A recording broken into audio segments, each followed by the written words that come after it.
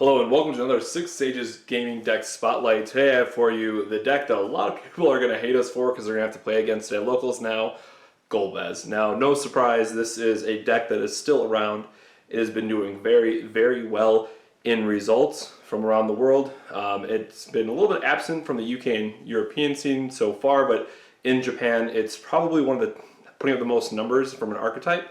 I believe Mono Fire and Mono Lightning are still up there as well, but Golbez is absolutely here. That demands respect and something you guys should be testing out. So we took an original Japan list from a few weeks ago. We've been playing it and went 10-1 this past week with it. So deck is insane, absolutely fun to brew with, and the 2-drops are flexible, and the deck just extremely, extremely rewards people who know how to pilot the deck and what their opponent is going to be playing. So first we're going to talk about the forwards, then get into summons, and wrap it up with the backups.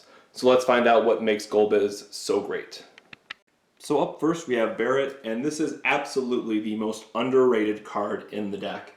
I can't tell you the number of times that Barret was able to win me a game, either in combination with Black Mage, because Barret, Al-Cid, Onion Knight, putting those three in together in the right sequence, also won me a couple games on the spot. The flexibility that this card has and how relevant you find it the plus 2,000 damages when you're trying to be aggressive is absolutely critical. Every time that I saw a Barret earlier, I didn't get the S effect off in the game, I was extremely sad. So it's going to take a bit of playing the deck and getting used to it. But once you find out those different interactions and you can see how Barret stacks up with the other cards in the deck, you'll very quickly fall in love with him. Now, because of that, I am going to make a change to this list going forward, but I'll make a comment at that when we get to the backups. Then we have 3 Rygdea. Again, this one's no surprise as we're playing the Al-Cid Onion Knight combo as well. But here's something that's often missed in this. We are playing the Black Mage backup, or again with Barret and being able to just do this incremental bits of damage. But he allows us to play him, ping something for 3,000, kill with Black Mage, dull something else. So this is another card that just helps force through some damage and get rid of those problematic blockers. So again, a card that a lot of people are just focused on playing it only in the Al-Cid part of it, but this card does so much for you thanks to your backups, and giving him haste has been absolutely wonderful as well. Now we're going to be talking about some of the 2-drops that we have. You'll notice I'm playing only a 1-of Zidane. I wanted to add another color and I just didn't have time to figure out what else I would splash in here, but there is a ton of Cyclops or Lightning players locally, so unfortunately Zidane just dies very quickly in a lot of matchups. That said, he did win me 2 different games, I believe now, if I'm recalling correctly, just by being unblockable and can't be targeted, so you need to have at least 1. I will concede to the idea that 2 is probably correct because there was a few games where I just hit it early and it really would have helped out if I saw him, but I want to try out a few different 2-drops, be flexible with it, and figure out, which way I want to go with it. Now this next card I give all the credit in the world to Richards for. Larsa is an insane card that every other Golbez player has overlooked, or at least in my opinion, has strongly need to reconsider. This card alone was able to save Gippal, save my Golbez, save my Amon in so many key situations that if I'm building a Golbez deck going forward, this is 100%. The rest of the 2-drops might change, and obviously Zidane has his point as well, but this and Zidane are 2 cards that I am 100% playing in every Golbez deck, and you're not going to tell me otherwise. The effect to have Minwoo in this deck, hands down, won me when I was able to keep him on the table. The way that your opponents then have to play or play around his effect can be absolutely crushing for them. Up next we have 2 Warrior Light. Again, this was me just wanting to try something new, but it's also just great for if your opponent's seeing a lot of 4-drops or 5-drops, that helps us trade up.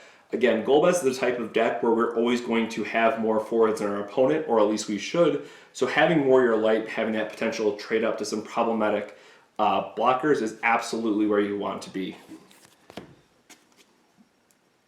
3 Onion Knight, not a lot needs to be said about this card. If something is damaged, you can play it and hit it for 5,000 damage. Again, combos so well with Barret. There was a game where I was able to use Barret, play Al-Cid, hit something for 6k with a 2k that's already on it, so 8k, and then have Onion Knight come down, kill something else for 7k. And suddenly, I have 3 guys on board, my opponent has nothing, and they're probably pretty light on resources already at that point, because that is a more of a mid to late game play. But again, if you get to live that dream, which I did it fairly easily, you will win the game or come damn near close to it, because unless they have a Shantotto or a Cloud of Darkness or something, your opponent's just not going to have a way to come back from that. Another key card in the deck that no one should be surprised about is Delita. This again is going to be an absolute 3-up for all the different decks, because what it does for Golbez is just too important. Being able to break it, get out 4 other guys, and have a 9k body on the field is extremely, extremely relevant. 3 Al-Cid, again, not much needs to be said here. It's a pretty key part of the deck. The deck plays like a Earth, Lightning, mid-range combo deck, and that's probably the best way to describe it. So again, if you're playing the Golbez deck, you have to realize that you're not just always in on the Golbez plan. You do have this plan B that, again, will win you a number of games, because thanks to Gippal, we don't mind playing those lower guys and giving them all plus 4,000. They all get huge. They're going to swing through for points of damage, and your opponent is either taking the points of damage or losing forwards. So again, Gippal, and then having things like Al-Cid to put guys into play is an absolute tempo swing. Amon, now this is one that's a little bit more difficult. This is a card that it is terrible if you see it early, so don't ever play 3 of them. It can be really bad if you see it mid-game instead of an Al-Cid or some other combo piece, but you need to see at least 1. In a perfect world, I'd love to have this as a 1-of in the deck with a tutor. Because we don't, we have to play 2, and I think that's just the best spot that you're going to be in for him currently. But being able to dull a blocker like, say, Renoa is extremely relevant.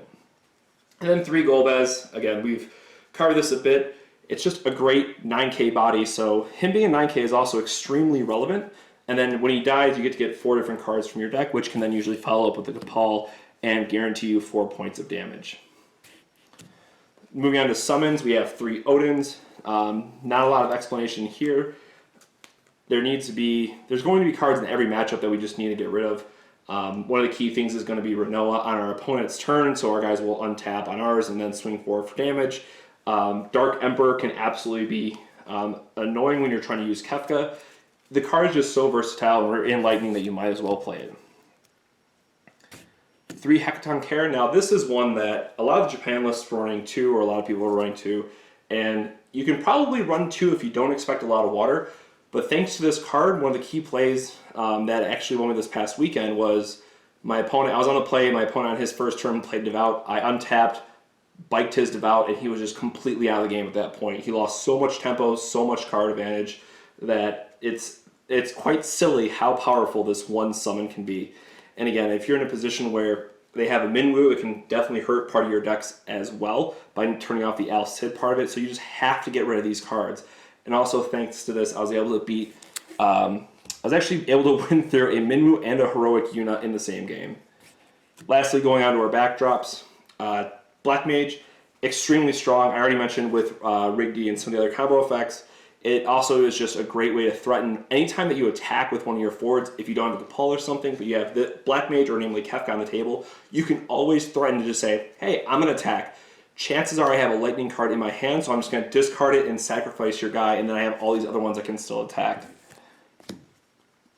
2 Red Mage. Again, just giving something haste is a very good spot to be in. And again, I will say that I am confident on 14 of these 16 backups.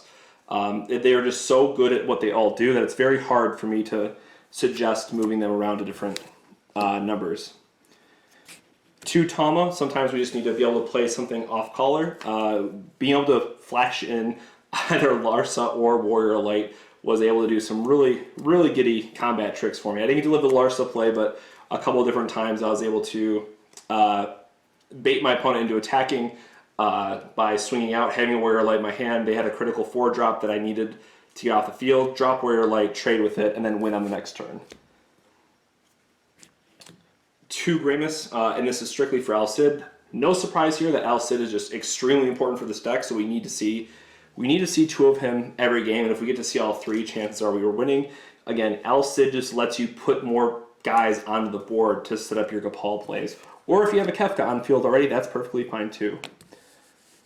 1 of Duke to tutor up Delita. Now this is one of the backups that I'm torn on. Yes, Delita is very important, but I just happen to always see it, or maybe I just saw it too much and that's biased, but I would really love to see the Jesse backup in here. Now again, most of the lists ran 17 backups and only 5 summons, but at least for my local meta, not running 3 of the bike is absolutely wrong. I don't know what your guys' metas are like, so take that with a grain of salt, but at least for us, if you're playing Earth and you're not playing 3 of Hecatoncheir, you're doing it wrong, if I can just be blunt. So again, let me know what your guys' metas are looking like. If you kind of have those same opinions, I'd really be curious to see what the different regions are like. So shout out to Duke being a good guy. 1 of Seymour, just a great value backup that can break something when we need it to. 2 of Sage. Now again, the important thing on this is that it does say character, so you can get back anything. That's not a summon from the break zone. And 2 different times, one of them I brought back a Kefka, one of them I brought back a Shantotto, and both those times it was able to. I'm not going to say that's the only reason I won those games, but the fact that Sage has the flexibility to to dig characters out of the break zone was extremely, extremely relevant. Now, one of the most important backups, if not the most important backup in this deck, is Kefka. Again, just giving any of your guys 5k on attack is absolutely brutal. Often this card is just there for when you need to push through some damage, and it makes all your 2-drops lethal. And then lastly, 2 of Shantotto. Great for the mirror if you get behind, or if you just draw poorly and maybe you get stuck on the back foot. Shantotto will very quickly get you back into the game where you might not be able to otherwise. And then lastly, kind of goes without saying, but kind of the better boards that you're going to have, the games I felt like I was in the strongest position, is when I had an early Golbez followed up by a Kefka on the next turn. So that way I can always threaten breaking Kefka or breaking Golbez on my opponent's turn and then having 4 attackers with Kefka backup. And again, there was one game where I went turn 1 Golbez, turn 2 Kefka, and then like turn 3 Gippal or some sequence like that where my opponent just was way behind at that point. He had no chance of coming back in the game. And it's kind of those like, hey, look at that, I drew the absolute nuts, and no decks can beat that, again, unless you have Shantotto. Veil 4 might help you get back in, but namely Shantotto or Cloud of Darkness. So I hope you guys liked it. This is an insane deck to play, and again, there's so many little interactions that you have to be aware of or know how to play that Golbez absolutely rewards skilled players. And I think, I've only played this for a week, so you'll see in a couple of our matches, and a couple matches I'm going to load up here shortly as well, that there's even plays that I missed that I saw after that people, remind me. It's like, hey, if you would have done this differently, you could have won a turn earlier. And that's what I love about this game. There's so much to learn with the different decks, and there's so many different interactions that happen. So I love seeing best of 1. I love seeing all these different brews, and it just gives us so much to talk about. So thank you very much for watching, guys. If you liked the video, make sure to drop us down a comment below. Jump a like on it. Make sure to subscribe for more Final Fantasy TCG content. And we're going to have a ton of more great videos coming out for you guys.